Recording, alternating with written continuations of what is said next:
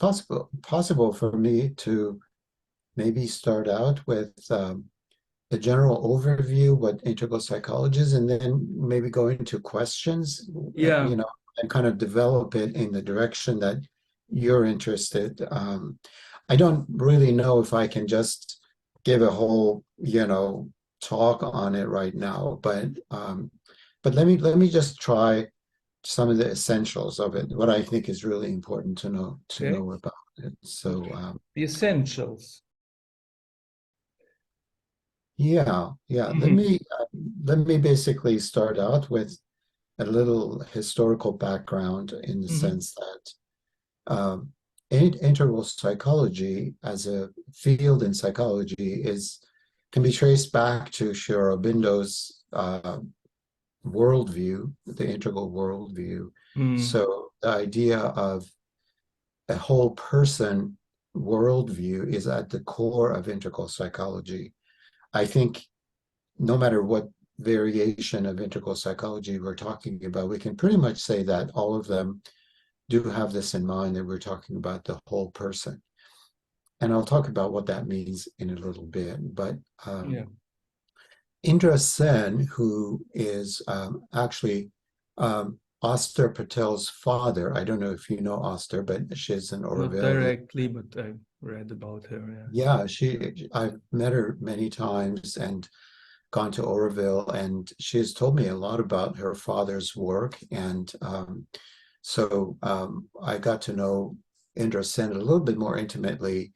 Um, he, in the 1940s, maybe around the middle of the 1940s, maybe 46, 47, he approached Shri Aurobindo and basically asked him whether it's possible for him to use the term integral psychology, and Yeah. because he sees You already a told complete psychological system in Sri Aurobindo's worldview. So Sri Aurobindo basically is fine with that. He okays that, and me. he might have even said something along the lines that yes, yoga is nothing but practical psychology. I think this is a one-liner that has been quoted a lot of times, but it comes to the essence of how Sri Aurobindo saw his yoga, that it is actually a kind of a practical psychology. Mm. Now, what does that really mean? Because I think we need to have an understanding of what psychology means to really get a better understanding of what Sri Aurobindo might mean by psychology. Mhm. If we look at the history of psychology as a discipline in the West, I don't think that's going to give us very much, because I'll tell you very briefly that psychology as a discipline started in 1875, just a couple of years after Sri Aurobindo was born, in Germany, Mm. with an orientation that used scientific approach and studying sensation and perception and things of that sort. Um, Actually, they used the word introspection Mhm. in the early days of psychology, which is something that Sri Aurobindo has also used, but in a different sense. I Yeah. might get back to this because it's an important methodology. It's an experiential methodology that Sri Aurobindo uses for his integral psychology. Now, the early psychology, which was scientific, started in an era of science in the late 19th century, where the positivist movement, which had started a few decades earlier in the sort of 1840s and 50s and so on, which was basically about uh, leaving out any metaphysics out of science, right? Because before that, most scientists were actually Christian or Jewish, but predominantly Christian, the ones that we know mostly about, and then they had the scientific worldview, but also they were ardent Christians often, and the words like soul Mm. were part of the terminology, and this was something that was not visible. It was not something you can experiment with. It wasn't reducible to the methodology of Western science at that time. So positivism basically, people like Comte and others, actually, some of the British philosophers like John Stuart Mill and so on, they were the champions of basically saying, look, the humanities, which was not the name that they used at the time, humanities and social sciences did not exist at that time, but they called it the moral sciences, right? And these moral sciences were part of philosophy, really, and philosophy of mind was also part of that, I guess, era, the zeitgeist of the time. And anything that had to do with probably with psychology of religion, things of that nature, had fallen into moral philosophy. Mm-hmm. And they were basically saying, these people like John Stuart Mill and Comte and so on, were basically saying that psychology didn't exist then, that moral sciences are backwards. They're not making progress. Mm-hmm. Because just at that time, the late 19th century, the physical sciences like physics and chemistry and other sciences, biology, things of that sort, were really starting to make a huge impact on the psyche of the Western mind, And so they basically had a movement to use the methodology that was used for the hard sciences, for the moral sciences. This was the beginning of psychology, right? So this goes on for 15, 20 years. And then around the turn of the century, Freud comes into the picture and he starts a whole new movement, which had to do with the discovery of the unconscious and his propositions about how the human psyche might be looked at and conceived. And then, he attracted a number of people such as Carl Jung, Roberto Assagioli, Karen Horney, Alfred Adler, and some of the key figures that are still known as the founding group of depth psychology. These people basically started a whole different line of psychology. They actually were claiming that their work is scientific, by the way. It wasn't experimental exactly like, Wilhelm Wundt in Germany, but their approach, they were physicians, like they were trained as scientists, and then they started to look into the psyche in a whole different way. And the discovery of the unconscious created a whole new genre. Yeah. And this is called depth psychology, or starting with psychoanalysis and then Jung and then so on. So here it is, these two systems were dominant. Then, the behavioralist movement came out of that early scientific movement, especially in the United States. There was functionalism and then behavioral psychology. These were the scientific approaches that started to get very strict along the lines of positivism, and basically even started to say that we don't know what's going on in the human mind, so we're not going to look at what's inside. They didn't care about the unconscious and any other propositions like ego and superego, things that Freud had talked about. People like Skinner were interested in just input, output, what happens in the environment, stimulus, and the response of an organism. So, this method was really dominant in the 1920s and 30s. And by the middle of the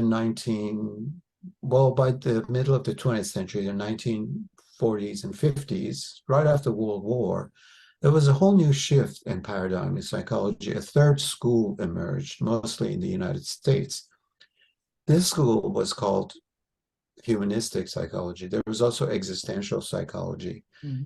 Existential psychology was inspired by existentialism as a philosophical movement, and other movements came into the picture, like phenomenology. Basically, continental European philosophies created an alternative that merged with humanistic psychology. The idea was, we're not interested in animal psychology, because a lot of behaviorism had gone into experimentation with animals and mice and pigeons and various animals and so on. They were saying, we need a psychology for the human being. That's why it was called human psychology, humanistic psychology. This was Maslow and so on. So we have this third movement into the 1950s and then 60s. And eventually, because in the 1950s, another thing that also happened was Eastern religions came into the West. Actually, part of it is through Haridas Chaudhuri, who brought Sri Aurobindo. But before that, Zen Buddhism had come in. Also, Hinduism had come in. So these movements started to create a whole worldview that was absolutely metaphysical. This would be a nightmare for the positivist movement. But it took hold because of the humanistic movement's interest in the higher reaches of human consciousness, the higher potentials. So people like Maslow and others started to, Carl Rogers, they started to look at the whole human being as much as they could, and the higher reaches. They were not as much interested in psychopathology, which was the dominant field of depth psychology, because Freud and Jung and others, even though they created various systems of depth psychology, they were actually getting their data from clinical patients that they had. They were early psychiatrists, they were early depth psychologists, and so their bias was that they were looking at the sort of the shadow side of the human consciousness and the problems and pathologies of human consciousness. So humanistic psychology kind of try to look away from that a little bit and then look at the higher realm of consciousness. And the sort of exchanges that happen in the interface with Eastern psychology, especially Hinduism and Buddhism, like Zen Buddhism, and also later Sufism, there were psychologies that emerged that were basically using an approach to psychology or a psychological lens that was looking at these religious systems basically and extracting, what is a psychological framework basically. So the question is, what is psychology? It's really hard to answer this question because, as you can see, there are four distinct movements in the West. The scientific one, depth psychology, humanistic, and then with the coming of the Eastern material, transpersonal psychology started in the 1960s. So we have these four different movements. Each one is looking at a part of the spectrum of the whole human being and not the whole human being. So here is where integral psychology comes in. Integral psychology looks at the whole human being, and using Sri Aurobindo's approach to yoga and his worldview, we definitely have a distinct origin for integral psychology. That's where Indra Sen comes in. That's where the work that he did becomes really important, because that was the first declared system of integral psychology.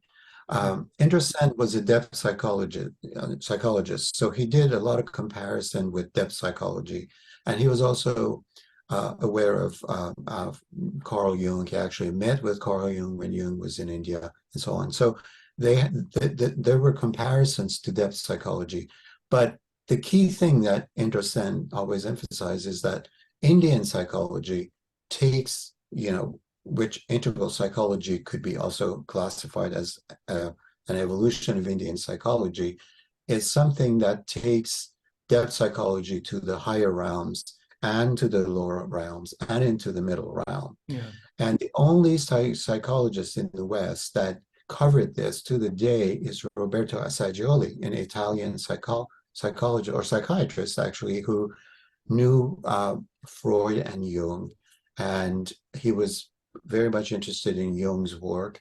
He broke off, as did Jung, with Freud because of certain aspects, especially Jung and Assagioli were very interested in the soul, in dimensions that Freud left out. He was very skeptical about. He was not interested in religion. So these dimensions, like the spiritual dimension of psychology, became really key in Jung and Assagioli. But Jung talked about the collective unconscious, but Assagioli added to that the higher unconscious. Assagioli's mother was a theosophist, so he was raised in the context of Hindu philosophy. And so the idea of Atman was something that took the name of higher self in Assagioli's methodology. Now, I won't have any time, or really there shouldn't be any interest at this point for us to get into any of the details of Jung or Assagioli. But the conclusion of this part of my introduction would be that psychology has been moving toward a complete system that studies all aspects of human being. And these aspects, I think, roughly are the behavioral aspects, the affective or emotional aspects, and the mental or cognitive aspects. These are the three domains of standard Western psychology. Now, add to that the spiritual dimension, which brings in soul and spirit, which I guess is something that Western psychology hasn't quite evolved into on its own and out of an evolution of the earlier systems. Only through the contact with Eastern metaphysics has humanistic and transpersonal psychologies have really gone to embrace the spiritual dimension.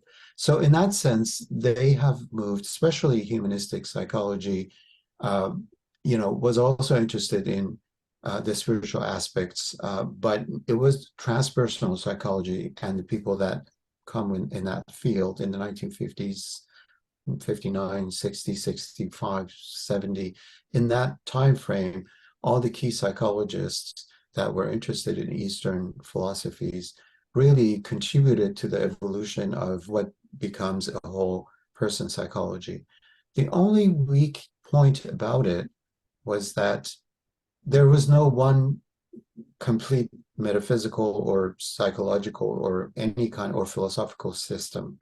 There was all these different things, a little Buddhism, a little Hinduism, a little this, a little that, a little Western psychology. So all these different systems created a very sort of a wide-ranging group of systems that became known as transpersonal psychology.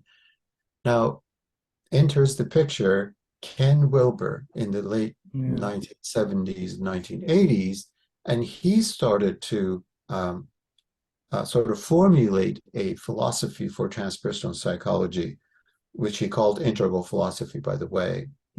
And so his integralism or his integral approach became known in the West primarily as a sort of a summary of transpersonal psychology, at least those people who are interested in his work. But his work is also draws on the Western and Eastern systems. It's a kind of a cumulative system where he puts everything together in one system. So I was saying that transpersonal psychology, even though it was interested in the spiritual dimension, especially vis-a-vis or by through via the Eastern philosophies and religions, was a system that was all over the place. It was very diverse. It was sort of holding together a lot of different. Isn't it? Yeah, it is to the day. It's fairly diverse. It's all kinds of things, but there is this sort of underlying interest in the spiritual dimension of psychology, and at the same time, it has been evolving slowly toward a whole person definition. There's some work that has been done in sort of looking at the history of transpersonal psychology. There are 3 or 4 different people that have done different histories of it, and the indication is that it is coming to accept a whole person psychology and embodied psychology and that sort of thing. So it's still pretty diverse, but it's coming together. It's finding some interesting definitions that starts to parallel with integral yoga. But Wilberian integral psychology started to have its own direction, and Sri Aurobindo's integral psychology didn't really quite have a very clear conversation with it, and they're not really the same, even though Wilber does include some of Sri Aurobindo's teachings in his system. There were some conversations among different parties that did not really end well. People thought that, some of the integral yoga psychologists thought that Wilber is kind of taking Sri Aurobindo's teachings and making it his own, or doesn't acknowledge Sri Aurobindo, and so on, especially when it comes to copywriting and some of these things that people do. I think he might have claimed the term integral, for himself, and that didn't sit well with some people. But anyway, besides all of that, we have now these two different systems: the Sri Aurobindo system that was started by Inder Sen, and then some of the current integral psychology folks are using his work or that lineage to basically build new territories in integral psychology based entirely on Sri Aurobindo's worldview and terminology. And then the third school, if you will, was developed by Haridas Chaudhuri, who was the person who brought Sri Aurobindo's teachings to the West. And in the late 60s and early 70s, he became very keen in developing his own integral psychology. The reason for that was that he came in the 50s and he gave a lot of discourse on various spiritual and religious and philosophical themes. And a lot of people would be attracted to him and wanted to get spiritual counseling.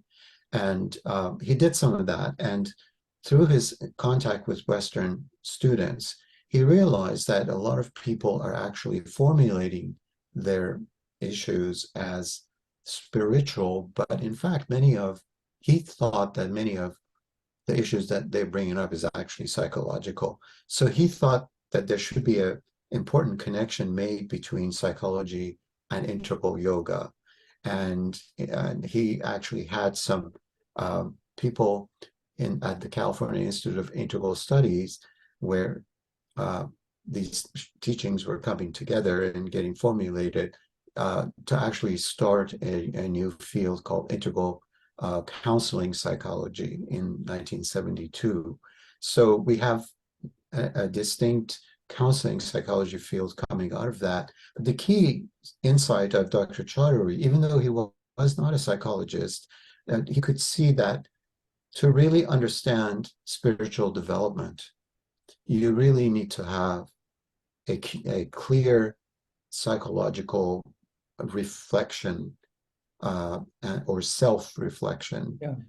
So the term psycho-spirituality makes a lot of sense because it's the kind of spiritual path that looks at psychological insights as a way to help the process of transformation and evolution. So now we have these three different systems. Chaudhuri was inspired by Sri Aurobindo, but he wanted to have a system that's more digestible for Western audiences and not necessarily, he was teaching Sri Aurobindo's yoga and philosophy otherwise, but his system was something that was going to be adapted for Western audiences, and he used his own terminology. It's compatible with humanistic and transpersonal psychology of the time fairly well, but it was also kind of had certain advantages because it was based in a complete vision, which at that time, transpersonal psychology didn't have that kind of complete vision. So we have these three different systems of psychology, and I can say that the most important aspect of it is that they're all attempting to be psychology of the whole human being. So as I said before, not only behavioral, affective, and cognitive, but also the spiritual dimension. I think this really summarizes it. So I can stop here for now and see which direction we want to take this now. Yeah, I like this very much, this introduction, because it resonates very much also with my not only view, but also difficulties that I still have nowadays with bringing forward certain arguments in an environment that is still strictly positivist, Yes. even Yes. though everyone will tell you, no, positivism is dead. It's something that is long ago, but the mindset is still there to a large Yes. degree. Yeah? Yes. And It is a difficult challenge. And I think that, there are some people, even within integral psychology, Matthias Cornelissen, for example, is one of the people that picked up integral psychology around 2000. He actually he organized the second integral psychology conference, and he's done a lot of work since then. He even developed an institution called Indian Psychology Institute, and so he makes the connection between integral psychology and other Indian systems beyond Sri Aurobindo, because Sri Aurobindo's system is quite rooted in Indian psychologies, but he doesn't always bring in everything into his system. He has his own vision.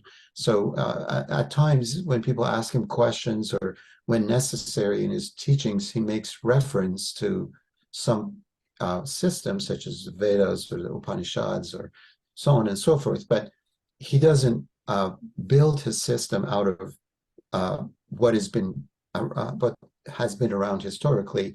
He based it on his own experience.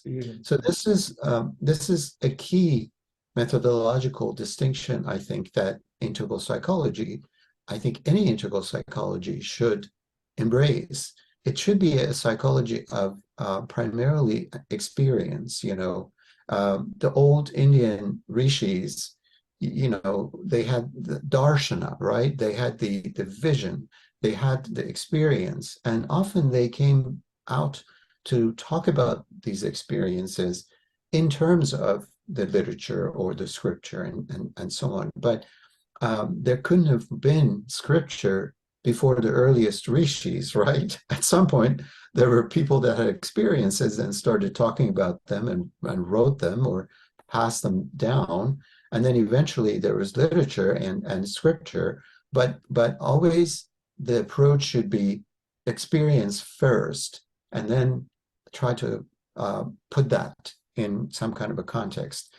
Now, most mystics are often in a position to say that many of the mystical experiences they've had, especially the higher end of the spectrum, is very difficult to talk about because it's all beyond words. It's all non-dual. So there's no language to really talk about that. And it's really amazing. I think it's wonderfully amazing that Sri Aurobindo has had many of these experiences, some of the highest possible ones, and then he's written volumes in English. I mean, he is quite unique in that he really has spoken very clearly about his experiences and the teachings that go with it, that come out of those experiences. So integral psychology should be, I think, always close to an experiential psychology. It should not be a theoretical psychology. It should be also an experimental psychology in the sense of inner experiences, experimentations on consciousness within, a subjective experimentalism. And that subjective experimentalism is something that Sri Aurobindo did. One of the methods he used is called introspection, which is to look at the content of consciousness with a particular eye, with a particular standpoint, which, is close to what we call witness consciousness, I guess. In Buddhist practice, they call it witness consciousness. But there's a way to look at the inside and not look at things from the outside, So that distinction, a subjective approach, an experiential approach, which can include experimentation. So it makes it an empirical approach, right? So here's the catch. I'm trying to get back to the problem of empiricism and positivism, right? This kind of integral psychology with this introspection that Shirazi introduces is actually an empirical psychology. It's a form of empiricism because empiricism looks at data, looks at information, outward empiricism, such as classical empiricism of Western philosophy, looks at sensation, at perception, things like that, right? Things that come from so-called external world through the senses. But, there's another way to look at that from a yogic perspective, and that's something that Sri Aurobindo has contributed. And so it is possible to write about it like he has. And so it's difficult, but it's possible to take this path. And so it is a psychology of the whole person, and it's an experiential psychology that uses a subjective approach for studying human consciousness. Yeah. Let me try to summarize with my words what have been said so far. Of course, it will be a very superficial summary, of course, because it will be only a few sentences, but also to help perhaps the more Western-minded audience that I know very well, also for their difficulties to build this bridge.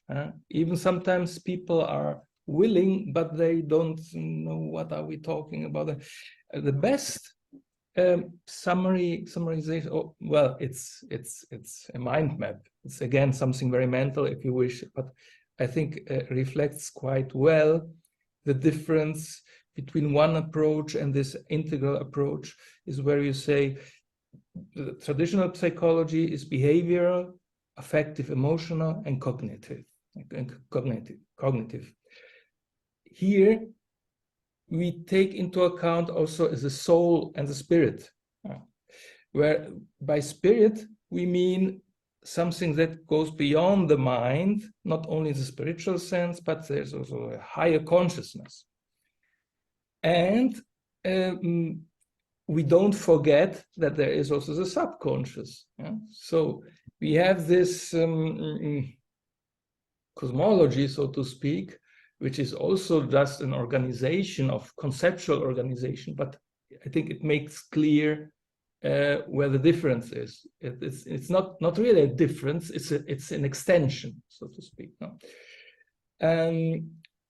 The difficulties I think that most people have is, well, first of all, one, I guess that someone must have at least an openness to accept that there is something more in me beyond the body and the brain, and which is already the first difficulty. Also in people that say that they have a spiritual attitude, yes, they accept it in words, but then you can see that then it becomes difficult on other levels. So we have here a soul and a body, a mind, where we are not just only behavior, emotions, and a cognitive part, where emotions was vital in Sri Aurobindo. No?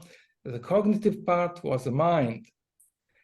The behavioral, I would say, both. I don't know where do you put it. In the both is cognitive and emotional. No? Is vital and mind.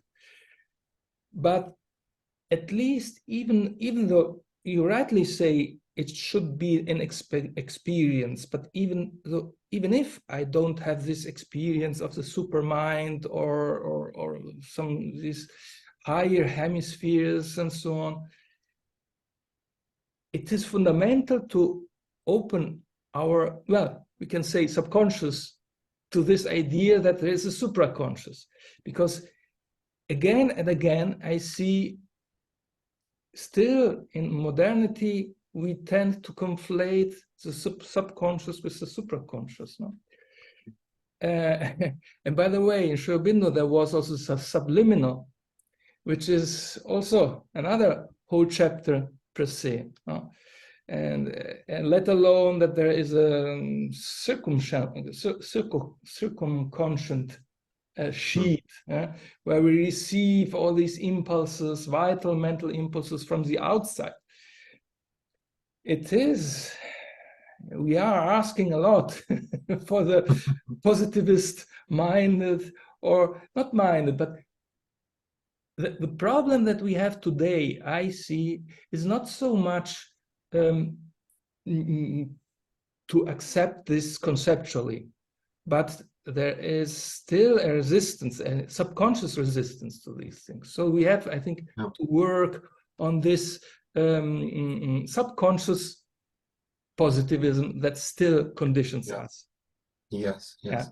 And that's a big challenge on which I'm working also on a very different point of view. I'm more concentrated on the philosophy of mind, where you have this idea that we are not just the brain, but there is, and mind is not just consciousness. We have again another conflation, which is very typical also among very smart people, academics, people who have worked on these things. They tend to conflate mind with consciousness, but at least in the integral paradigm, mind and consciousness are two very different things, even though from the highest perspective, everything is one. No? So yes, we are coming in a domain where we cannot express this with words, other than risking to come up with oxymorons in a sense. yes. But it is important, at least for our ordinary state of consciousness, to make some distinctions, because otherwise we put everything into the same pot, make a big mixture, and then, of course, things don't work out. Yeah, let me, if I may, I don't know if you're finished with this before we move on to something else. I wanted to make a comment if I had only one question about that. Yeah. Go ahead, yeah. Well, I just wanted to say something about the fact that integral worldview or philosophy, if you will, I mean, Shirazi didn't necessarily call his work philosophy, but Haridas Chaudhuri certainly spoke about integral philosophy and he developed it very well.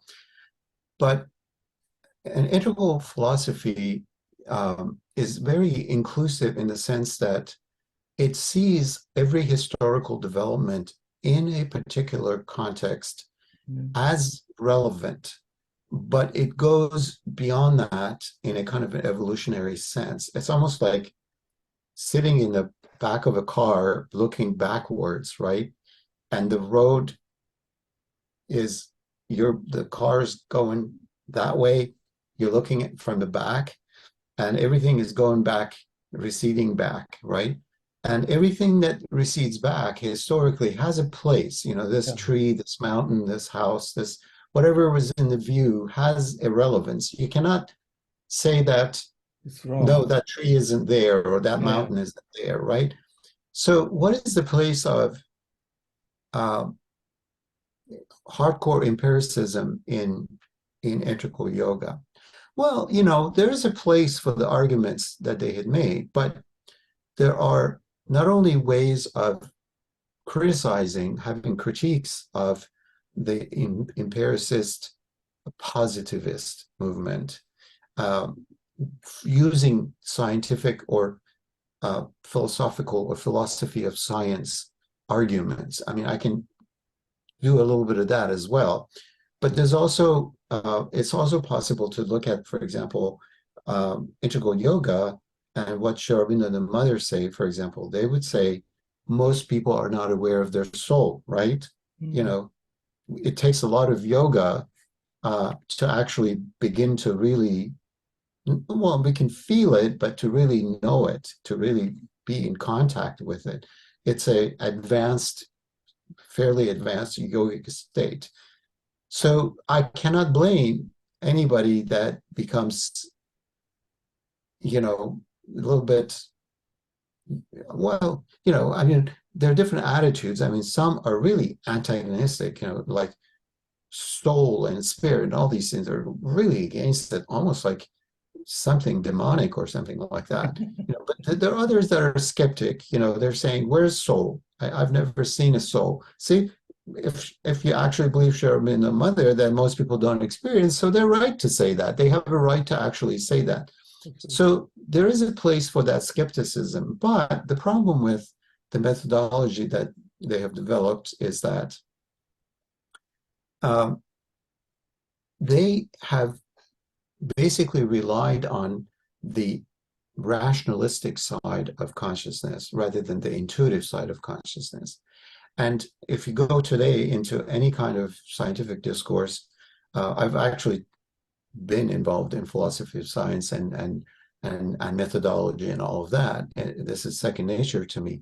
But you can easily see that science, the method of science, is very much presented as this: observation, collection of data, formulation of some kind of a hypothesis, testing the hypothesis, and then confirming it or not confirming it, and then eventually developing systems of knowledge out of this method, right? Well, number one issue is that science, if you want to be strict, is not a way of building knowledge. It's a way of going about knowledge or discovery of knowledge. And all you can do is verify or not verify hypotheses. But what happens when you verify a hypothesis? You should basically say, so far, our data show that this hypothesis can hold up. We have enough evidence to say that this holds up.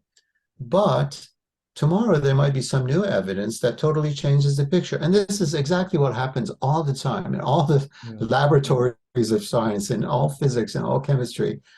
If you look at the history of science from 16th, 17th century onwards, everything has constantly changed, from Newtonian physics to Einsteinian physics, and even Einsteinian physics is being fairly well questioned now because of other developments, And so, what happens is that new ideas come in, and these hypotheses or mental formations and mental frameworks need to be revised. So instead of holding on to them as knowledge, you have to hold on to them as hypotheses, working knowledge in progress, and just say, we can only do that. Now, on a more technical side of it, there have been people like Karl Popper, a famous philosopher of science, that had said technically that you should not only look for evidence that verifies your hypothesis, but you also should look for evidence that falsifies your hypothesis. And that's what most scientists don't do. Most scientists look at the evidence they're interested in seeing, especially when it gets complicated and you have money behind it and you have influence behind it and you have technology and business behind it, right? So you keep going in certain directions and you don't see the contrary evidence. So technically, he has said that you have to not only say that you can't confirm a hypothesis, you can say you fail to reject a hypothesis. So you can only reject a hypothesis or fail to reject it. When you fail to reject it, it just stays there until new evidence comes in and you try again. So in that sense, if you actually take that further, you'll see that there's no body of knowledge that comes out of science. Body of knowledge comes from somewhere else. And this is the problem, that the body of knowledge that we call the body of scientific knowledge comes from, not from necessarily strict psychological, experimentation and methodological rigor. It comes from some of that, plus all kinds of things that come into the picture. Look at cosmology today. You look at views of cosmology, for example, that are out there, all based on physics and based on mathematics, and they're just all over the place. They have so many different, where do these views come from? They're all hypotheses, they're all ideas, basically. And you just create a new telescope, and all of a sudden everything falls apart because you see all these new things, because they're ideas. They're no hardcore facts and realities. They're just mental formations that have existed there. So there's that criticism. And then Karl Popper especially talked about the logic of scientific development and saying that this rationalistic approach of observation, the collection of data, and all of that, that's only part of the story. But where do hypotheses come from? Now, hypotheses come from intuition, from previous knowledge, from dreams, from, I mean, how many scientists have had a dream and all of a sudden they found a new way of resolving something, or sometimes they even come from mythology, or sometimes from various states of consciousness. So where hypotheses come from has been suppressed in science. They only talk about the affirmation of a hypothesis through looking at data. And that's a huge hole in this methodological approach. So I think that's where positivism has gone wrong. They have created a very narrow gate for what is valid knowledge. And this narrow gate has totally ignored the fact that much of these hypotheses don't come from previous established knowledge, because they pretend that all knowledge should be based on previously confirmed scientific knowledge. So if you build it up like that, like pieces of Lego, it'll always be solid. But even people like I mean, the idea of a paradigm and paradigm collapsing and all of that, has been around also as a discussion in philosophy of science. So even if you build something like that, eventually it collapses. So basically, we basically don't have a view that is open to where hypotheses originate. If you actually look at that, they're mostly intuitive. Much of hypotheses come from intuitions. And this is the part that science has, totally ignored, going all the way back to Greek philosophy, Parmenides, Parmenides' line of development has been suppressed, and all these other sort of surface empiricism has withheld. So I think, if one wants to really criticize the scientific method, you can do that, but nobody is going to listen to you, even if you have expert scientists and you have to make the best explanations and along the lines that I'm just making right now, much better than I can. Still, there will be people that do not want to accept that there's a higher center in the human being than the ego.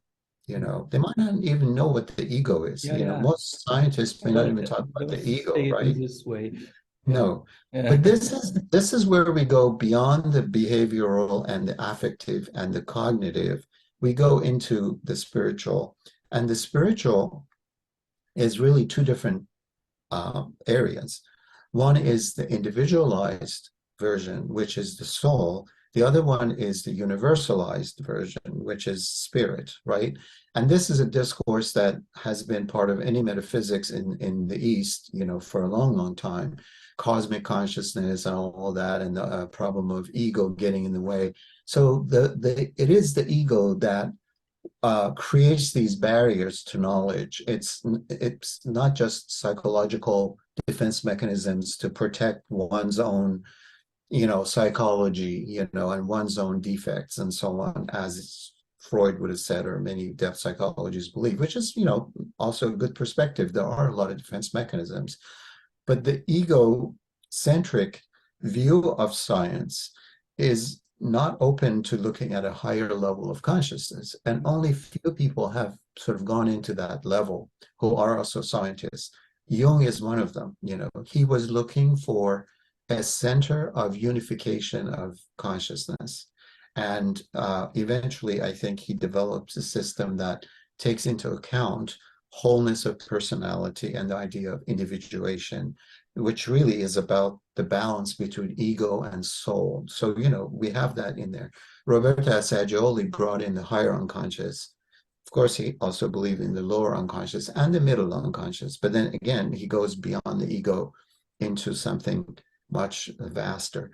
So as long as a scientist is closed to their intuitive knowing, they are going to be at the mercy of this sort of problem, the resistance that we have is the resistance of the ego to a higher level of organization, because the ego is the evolutionary center of organization of human personality. I mean, that is definitely a very well commonly believed definition of ego now, in ego psychology or in many modern systems of psychology. They look at ego as a functional system, something that works, something that is an evolutionary product of human development and developmental process.